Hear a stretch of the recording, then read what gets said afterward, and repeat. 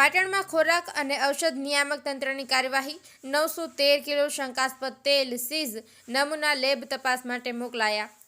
જિલ્લા ખોરાક અને ઔષધ નિયામક તંત્ર પાટણ દ્વારા નાગરિકોને શુદ્ધ અને ભેળસેળ મુક્ત ખોરાક મળી રહે તે હેતુથી નિયમન ચકાસણીઓ હાથ ધરવામાં આવી હતી, જેમાં આ અંતર્ગત તારીખ 10/11/2025ના રોજ ફૂડ સેફ્ટી ઓફિસર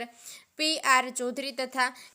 એલેન ફોફ દ્વારા MS Ganesh traders C11 Vrindavan estate GIDC Patan ખાતે તપાસ હાથ ધરવામાં આવી હતી। તપાસ દરમિયાન 2 તેલના નમૂનાઓ લઈ લેબોરેટરીમાં પૃથ્થકરણ માટે મોકલવામાં આવ્યા છે, જેમાં રિફાઇન્ડ પામોલિન તેલ, રિફાઇન્ડ સોયાબીન તેલ સ્થળ પર જ તપાસ દરમિયાન આશરે 913 કિલો શંકાસ્પદ તેલનો જથ્થો, જેની અંદાજિત કિંમત ₹1,21,429 જેટલી છે, તેને સીઝ કરવામાં આવ્યો હતો। તપાસ દરમિયાન પેઢી દ્વારા જૂના ડબ્બામાં તેલનું પેકિંગ કરવામાં આવતું હોવાથી 265 ખાલી ડબ્બાઓનો નાશ કરવામાં આવ્યો હતો, જે અંગે